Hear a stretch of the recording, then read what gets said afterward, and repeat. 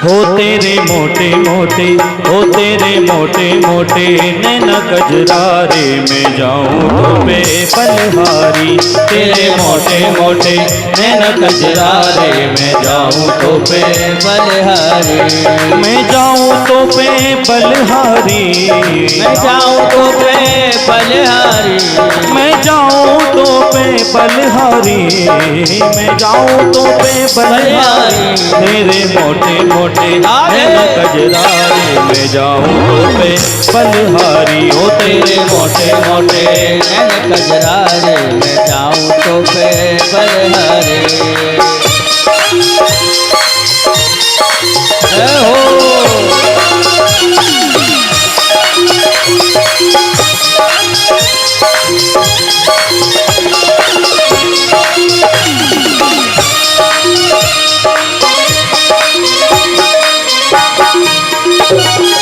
मुझको पिला दे मस्ती का प्याला, मुझको पिला दे मस्त का प्याला, खोल दे नैनों की मधुशाला, खोल दे नैनों के मधुशाला।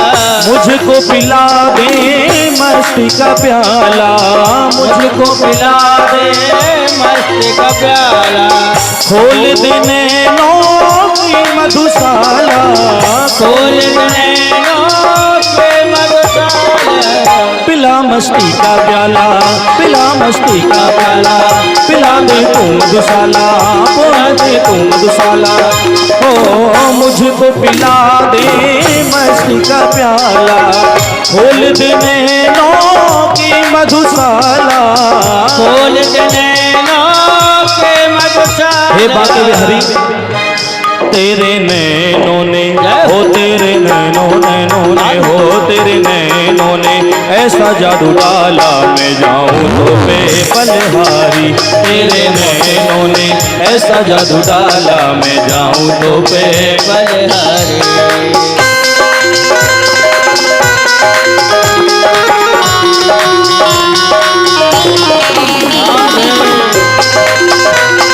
जय हो।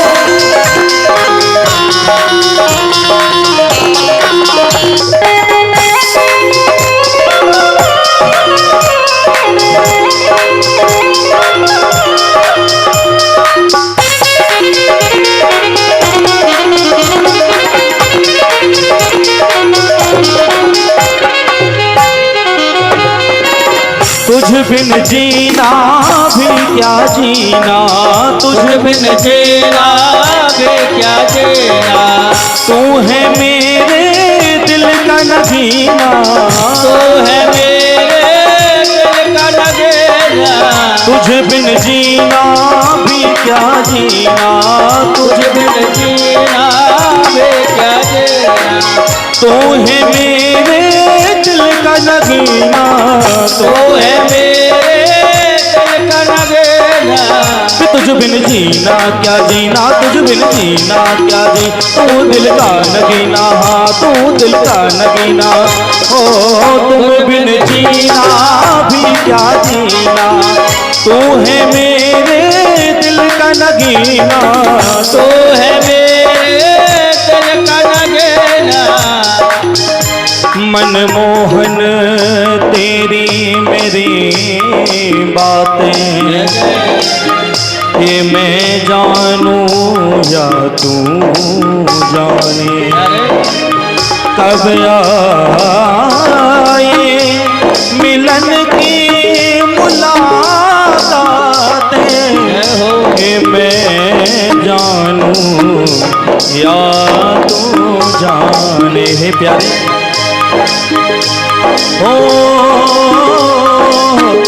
तूने मुश्किल है तूने, हो तूने है तूने मुश्किल कर दिया जीना, मैं जाऊँ तो पे बलहारी। हो तूने मुश्किल कर दिया जीना, मैं जाऊँ तो पे बलहारी, मैं जाऊँ तो पे बलहारी, मैं जाऊँ तो पे बलहारी, मैं जाऊँ तो पे बलहारी, मैं जाऊँ तो पे बलहारी। तेरे मोटे मोटे, हो तेरे मोटे मोटे मोटे नैना कजरारे, मैं जाऊं तो पे बलिहारी। तेरे मोटे मोटे नैन कजरारे, मैं जाऊं तो पे बलिहारी। मैं जाऊं तो पे बलिहारी, मैं जाऊं तो पे बलिहारी, मैं जाऊं तो पे बलिहारी, मैं जाऊं तो पे बलिहारी। मनमोहना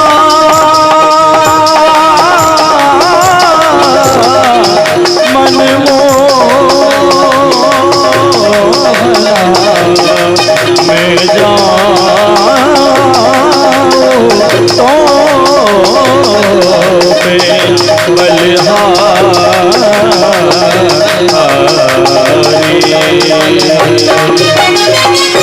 बोलो बांके बिहारी लाल की जय हो। बरहा पीड़म नटवर बपु,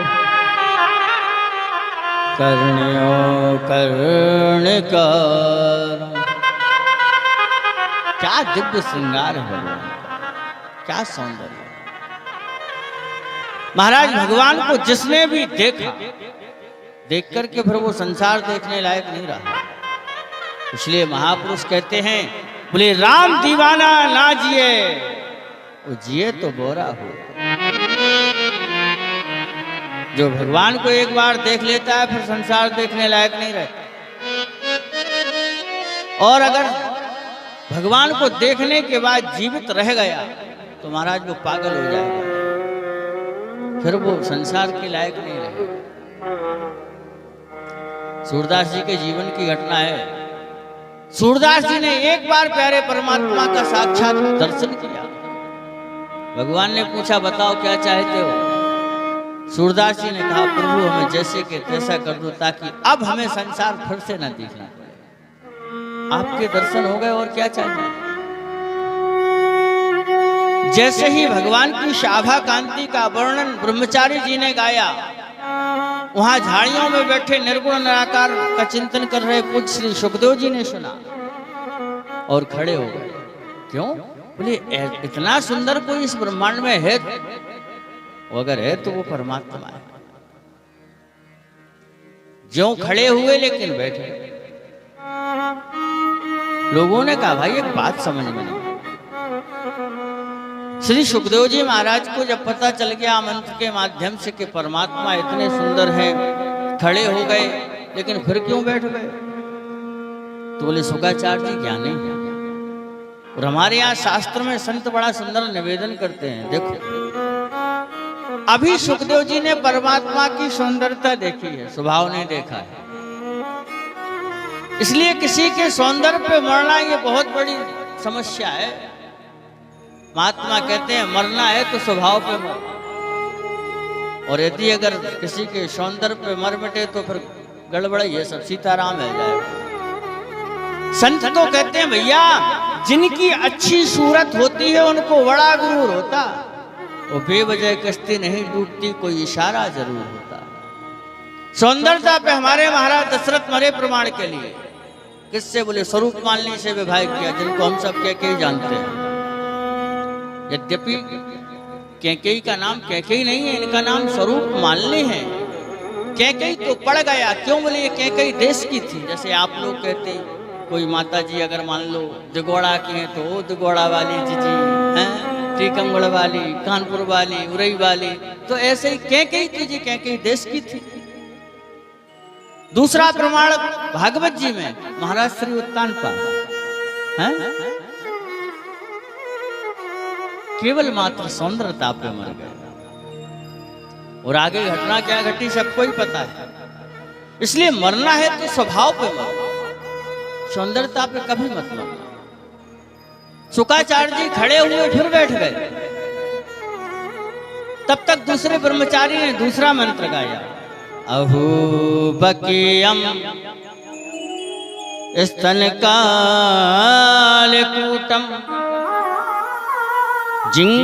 जिंघाशयापाय यदप्यशाद्भि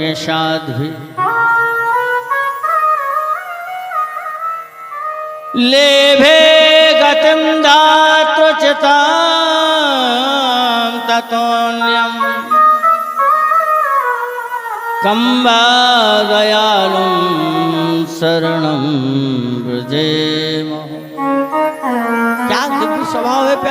परमात्मा का।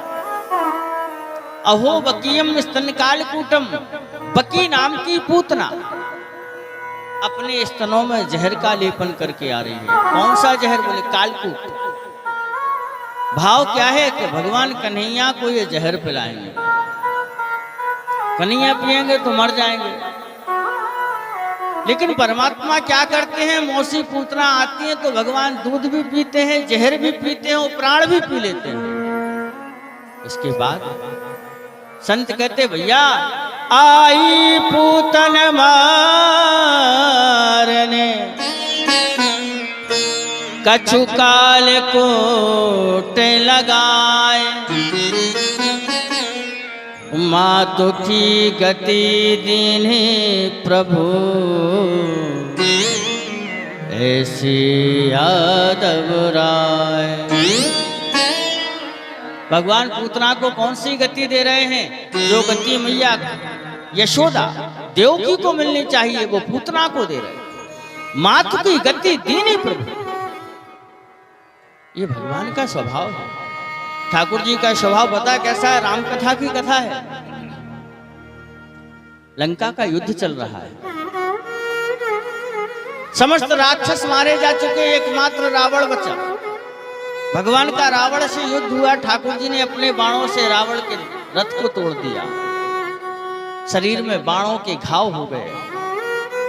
भगवान ने एक बाण ऐसा मारा महाराज के रथ टूटा तो रावण जमीन पे गिरा, मूर्छित हो गया।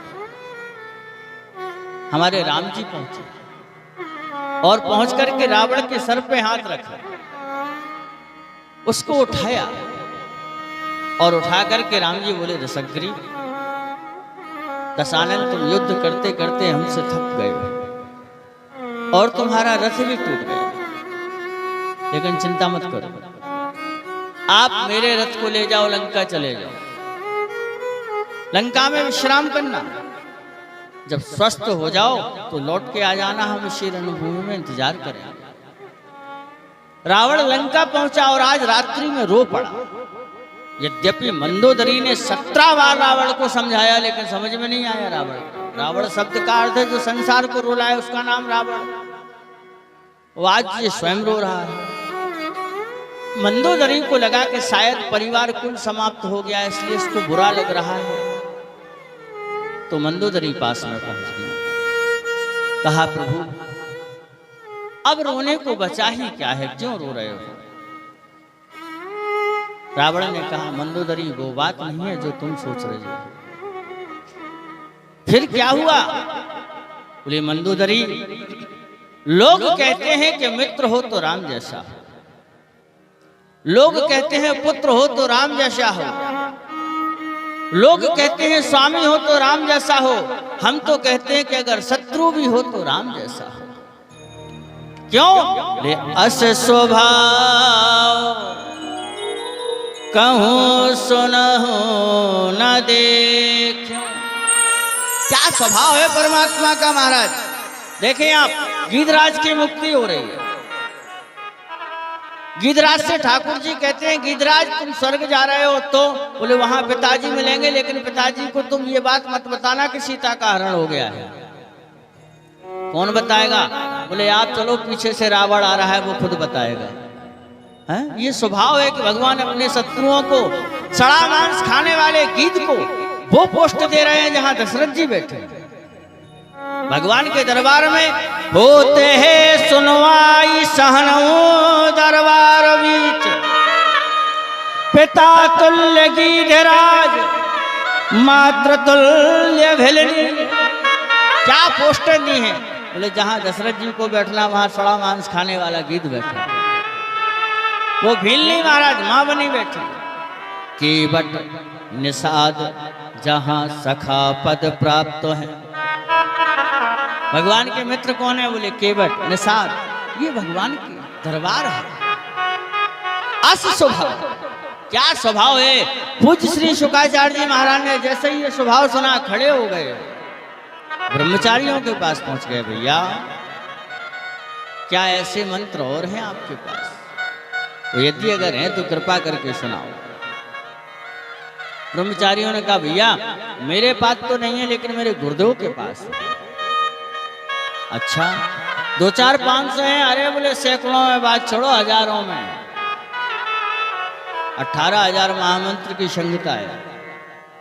उन ब्रह्मचारियों के साथ में जब शुकाचार्य जी आश्रम पहुंचे और व्यास जी ने अपने पुत्र को देखा तो प्रसन्न हो गए। सुखदेव जी ने जाके पिताजी को प्रणाम किया। ब्रह्मचारियों ने सारी घटना बता दी। पिताजी, ये जो हमारे साथ आए हैं इसका कारण है, ये हमारे आपने जो मंत्र सिखाए थे उनको सुन के आए हैं और ये चाहते हैं कि हमें भागवत जी सिखा दो। श्री शुकाचार्य जी महाराज को व्यास जी महाराज ने बड़ी शांगोपांग विधि से श्रीमद् भागवत महापुराण की दिव्य जो ग्रंथ था वो पूरा श्रवण करा दिया, तैयार करवाया। यहाँ महर्षि कहते हैं भागवत जी के जो मूल वक्ता हैं वो तो तैयार हो गए, लेकिन श्रोता कौन है भागवत जी के पहले? श्री सूत जी कहते हैं महर्षि वो बड़ी मंगलमयी बात है। महाभारत का समय चल रहा है और महाभारत में भी 99 कौरव मारे चुके हैं, 99 कौरव मारे जा चुके हैं, एकमात्र बचा है जिसका नाम दुर्योधन है। और ये मरता क्यों नहीं है? महात्मा कहते हैं कि इसको एक वरदान है कि जिस दिन तेरा सुख और दुख दोनों बराबर होंगे तब तू मरेगा। और एक अच्छी बात, कौरव कितने हैं? कितने थे कौरव? 100। बहन जी कह रही 100, ठीक है। 100 मानी होता क्या है? 100 मानी होता है मुर्दा। अब ये जीवित कब तक हैं? जब तक इन 100 से ये 5 मिले हैं। अगर 105 गिनो तब तो कौरव जीवित है, और इन 100 से ये 5 अलग कर दो, कौरव तो वैसे ही मर गए। 100 मानी मुर्दा है। मानो जो 5 पांडव है ना, यही इनके प्राण हैं।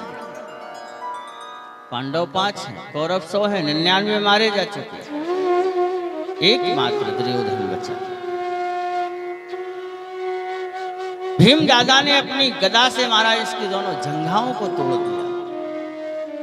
पड़ा पड़ा रणभूमि में विचार करता है, क्या इस पृथ्वी पे ऐसा कोई वीर नहीं बचा जो हमारे शत्रुओं का विनाश कर सके, उनका वध कर सके।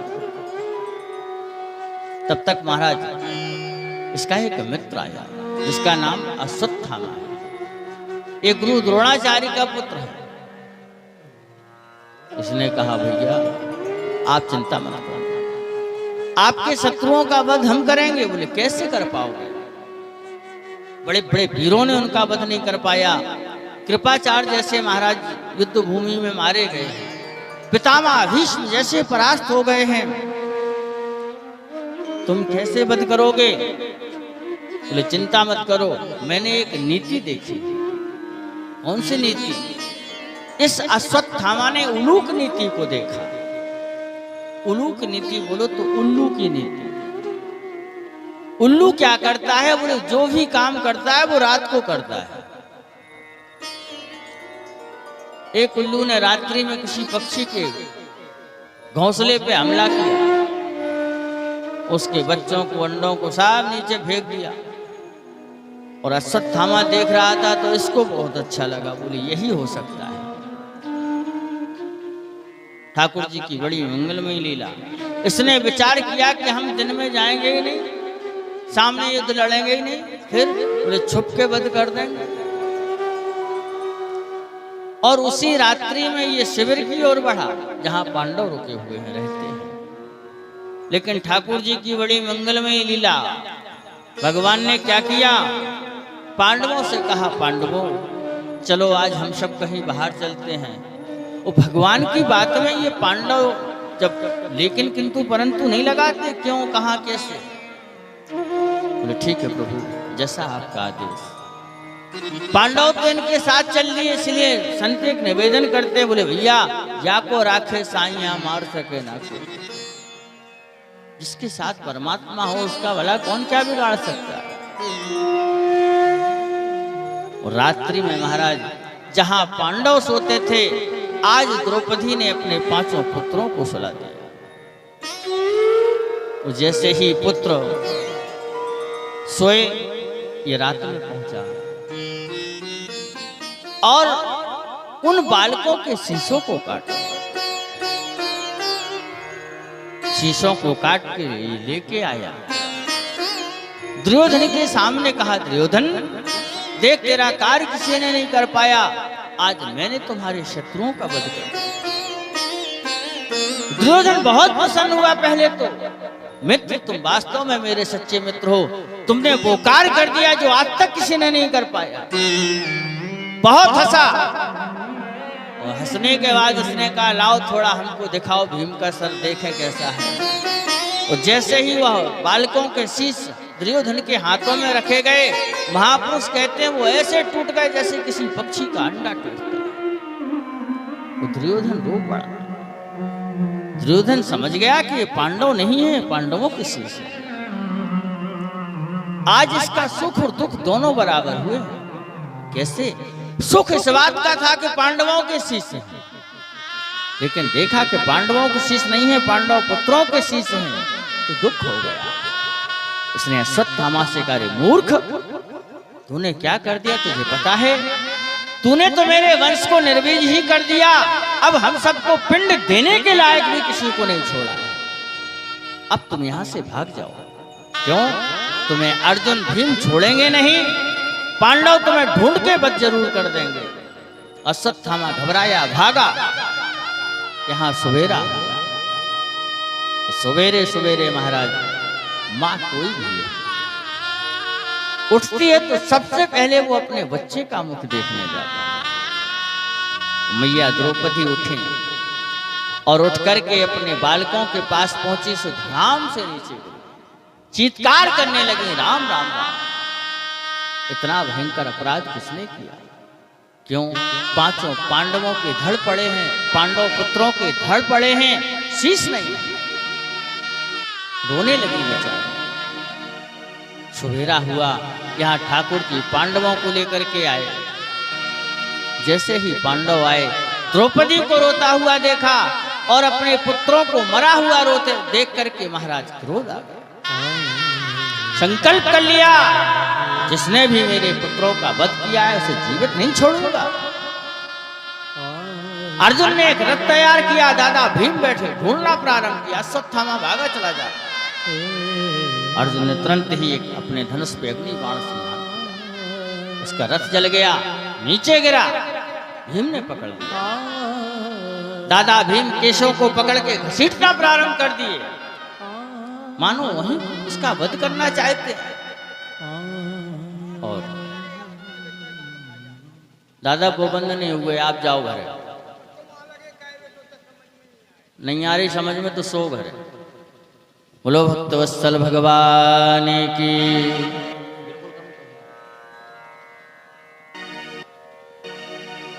हम तो कथा ही भूल गए, कहाँ कह रहे थे?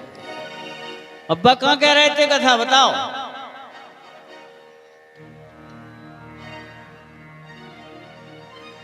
हरे राम हरे राम हरे राम हरे राम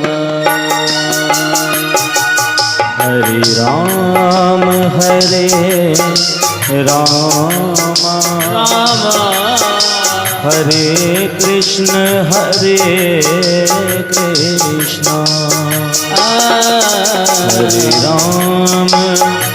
हरे राम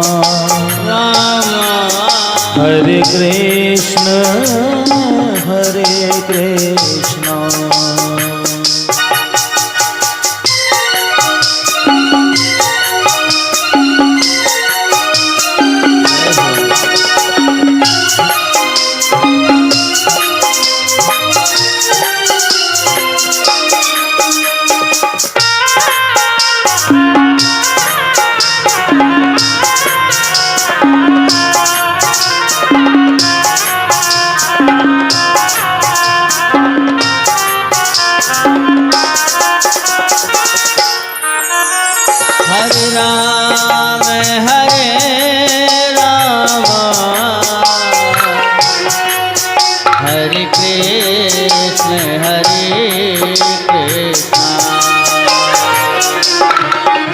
हरे राम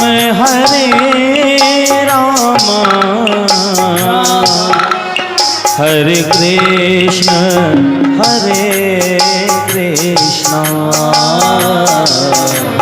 हरे राम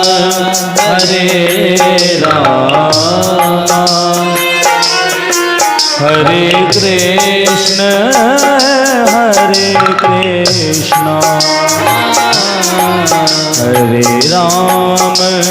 हरे राम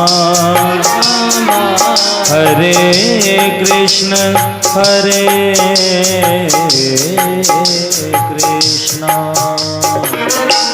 भीम ने जो अश्वत्थामा के केशों को पकड़ा, वहीं मानो प्राणांत करने वाले हैं। अर्जुन ने कहा, दादा इनका वध हम द्रौपदी के सामने करें।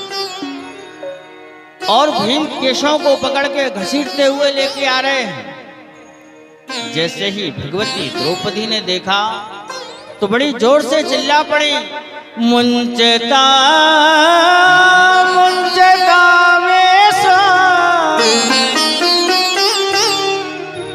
ब्राह्मण नेतराम करो। द्रौपदी अपने पतियों को देख के चिल्ला पड़ी, क्या कर रही हो ये? मुंचताम मुंचताम ऐसो, छोड़िए इसको। पांडवों ने देखा द्रौपदी को तो निवेदन किया, तुम्हें पता है किसको छुड़वा रही हो? ये कौन है? बोले हाँ।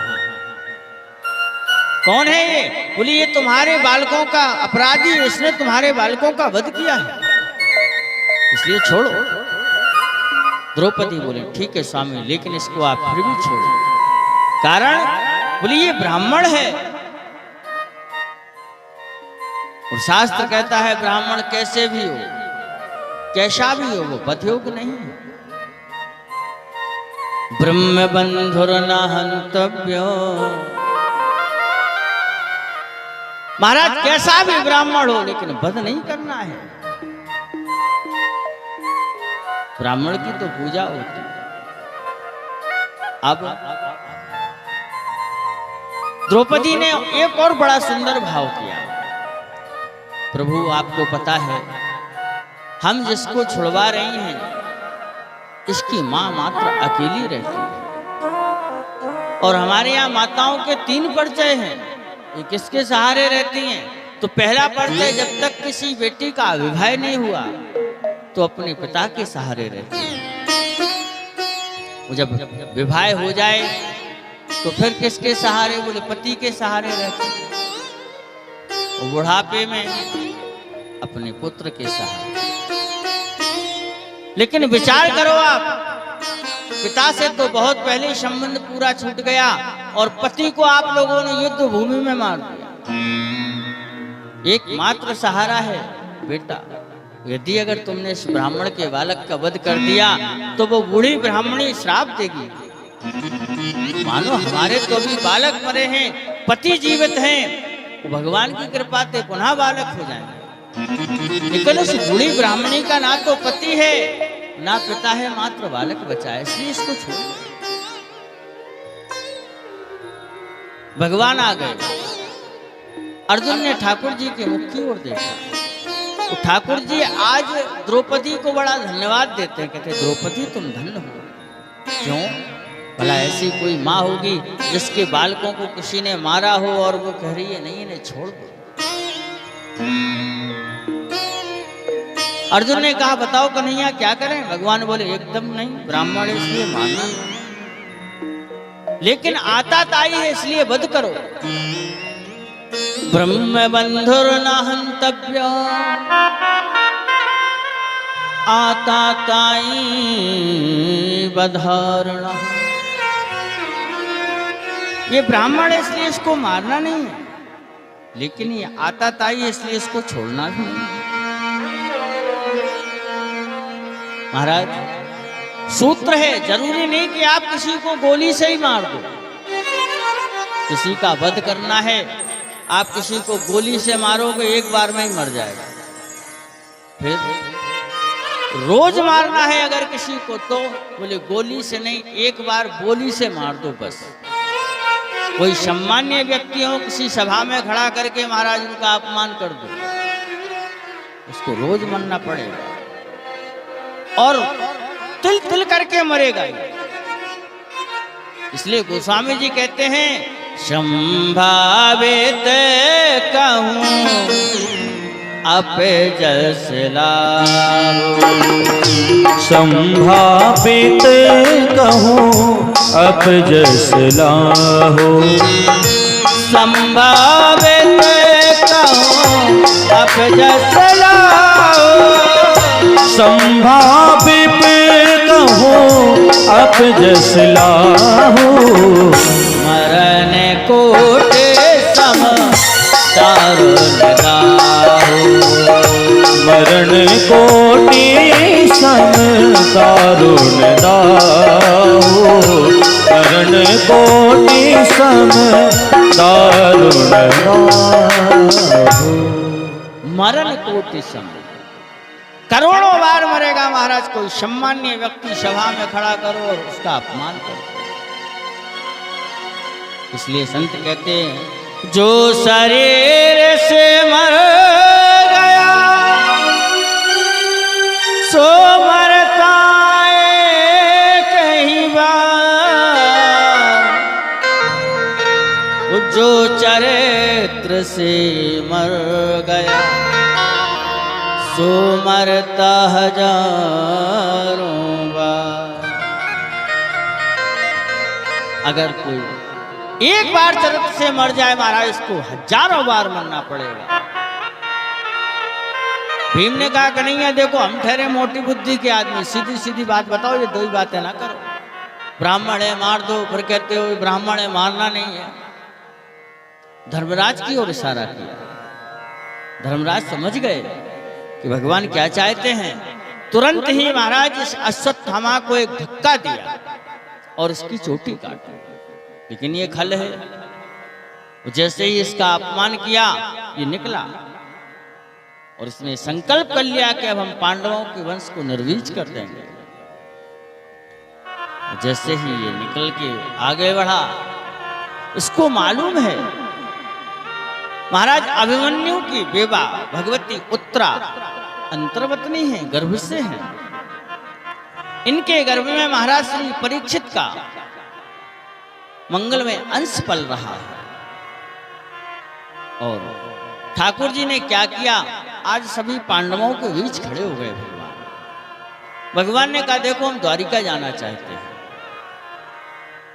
पांडवों से भगवान मिलकर के दिव्य द्वारिका की तैयारी की। सामने रथ तैयार है, भगवान एक चरण रथ के ऊपर रखे हैं और दूसरे हाथ से अपना ध्वजा को पकड़े हैं रथ के। उसी समय एक लीला हो गई। क्या हुआ, बोले एक देवी महाराज दौड़ती ही चली आई।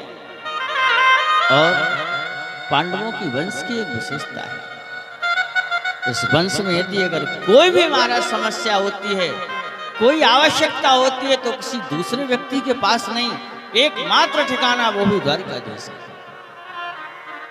वह देवी अपने भीतर से निकली और चिल्लाती ही चली आ रही है, पाहि पाहि महायोगिन देव देव जगतपते। हे कन्हैया रक्षा करो रक्षा करो। और महाराज दौड़ के आई, भगवान के चरणों पे गिर गए। तो चरणों पे गिरते गिरते तो वो मूर्छित हो गए। भगवान ने देखा कौन है, देखा कि ये तो उत्तरा है। ठाकुर जी तुरंत नीचे ही बैठ गए, उसको अपनी गोद में लिया। सुंदर सी एक जगह जाके भगवान ने अपने हाथ से अपने पीतांबर से थोड़ी सी हवा की। हवा करने के बाद ठाकुर जी ने जो होश में आई तो देखा कि उत्तरा के नेत्रों से आंसू बरस रहा है। उत्तरा क्या हुआ बेटा? उत्तरा ने कहा प्रभु मेरे गर्भ में इतनी भयंकर पीड़ा है, मानो ऐसा लगता है कि प्राणांत हो जाए, कृपा करके रक्षा करो। भगवान थोड़ी देर के लिए शांत हो गए। क्यों? उत्तरात में जहां पीड़ा हो रही है वो जगह पतियों की है।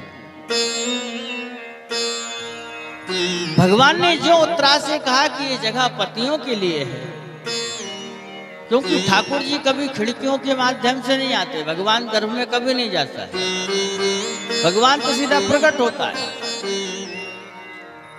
उत्तरा ने बड़ी सुंदर बात कही, प्रभु आप कहते हो ये पतियों की जगह है, तो आप कौन हो? देव देव जगतपति। अरे आप तो जगतपति हो। देखो पति किसे कहते हैं? जो अपनी पत्नी का भरण पोषण करे उसका नाम है पति, और जो संसार के भरण पोषण करे वो जगतपति है। भगवती मीरा, किसी ने कहा कि तुम चूड़ी पहनो, क्या बात है? मीरा जी बोले मैं चूड़ी नहीं पहनू। क्यों? हमारे यहाँ विडंबना है, जब किसी बेटी का विवाह नहीं होता तो उसे बड़े मोटे मोटे कांच के चूड़े पहनाए जाते थे। अब नहीं, अब तो सीता ही राम है, पूछो नहीं। और विवाह हो जाए तो विवाह उपरांत तो वो कड़े निकाल दिए जाते थे, कांच की चूड़ी पहनाई जाती थी। ठाकुर जी ना करे, मान लो किसी माँ बहन का अमंगल हो गया तो हम लोग क्या करते हैं कि उसकी चूड़ी उतरवाते हैं, फिर उसे धातु की चूड़ी पहनाते हैं। अब एक बात समझ में नहीं आती है, जब एक बार किसी की चूड़ी टूट चुकी है फिर चूड़ी क्यों पहनाई जा रही है? वो किसके नाम पे?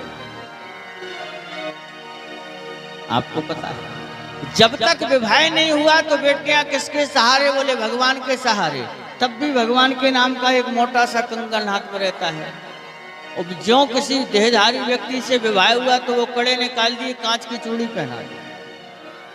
वो कांच की चूड़ी जैसे किसी की टूट गई तो बोले धातु की चूड़ी पहनाई गई। तो धातु की चूड़ी किसके नाम से? बोले परमात्मा के नाम से।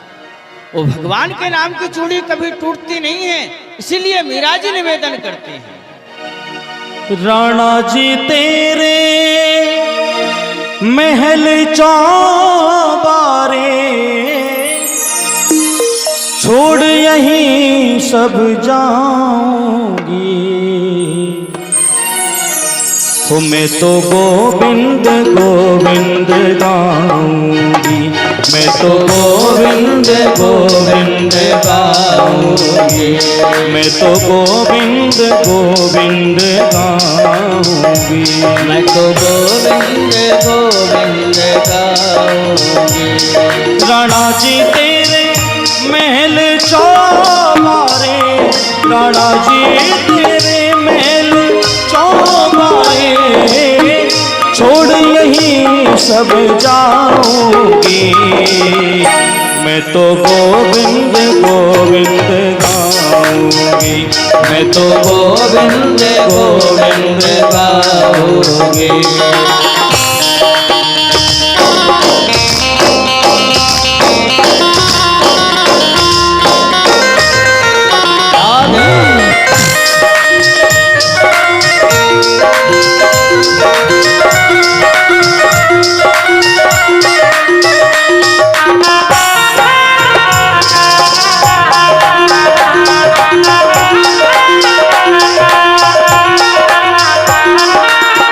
वृंदावन में जाके रहूंगी, वृंदावन में जाके रहूंगी। सुख दुख अपने आप सहूंगी, सुख दुख अपने आप सहूंगी। प्रेम प्रीत का बांध के घुंघरू, प्रेम प्रीत का बांध के घुंघरू, गोविंद को मेरे झाऊंगी। मैं तो गोविंद गोविंद गाऊंगी, मैं तो गोविंद गोविंद गाऊंगी।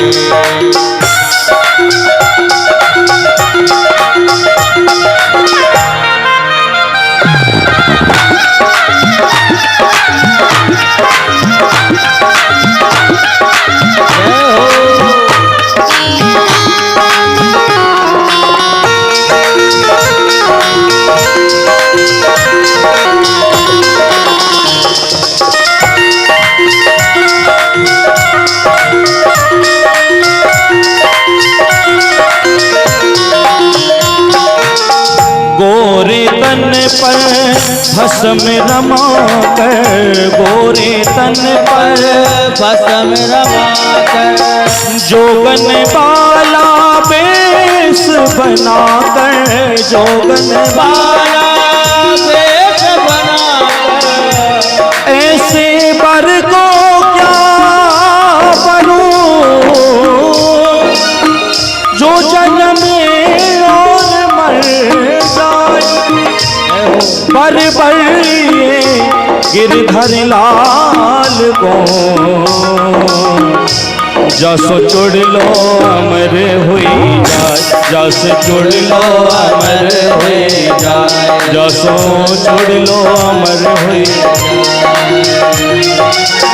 गोरे तन पर भस्म रमा कर, गोरे तन पर भस्म रमा कर, जोगन वाला बेस बना कर, जोगन वाला वेश बना कर, ब्रज की रज मस्तक पर धर के, ब्रज की रज मस्तक पर धर के, यमुना के यमुना के यमुना के बीच नहाओगे। मैं तो गोविंद गोविंद गाऊंगी, मैं तो गोविंद गोविंद गाऊंगी। राणा जी तेरे महल जो पारे छोड़ यहीं मैं जाऊंगी, मैं तो गोविंद गोविंद गाऊंगी, मैं तो गोविंद गोविंद गाऊंगी, मैं तो गोविंद गोविंद गाऊंगी, मैं तो गोविंद गोविंद गाऊंगी, मैं तो गोविंद गोविंद गाऊंगी, मैं तो गोविंद गोविंद गाऊंगी। शाम है मेरी आत्मा, शाम दिल के चैन, शाम नहीं दिल के नैन में वो सोने।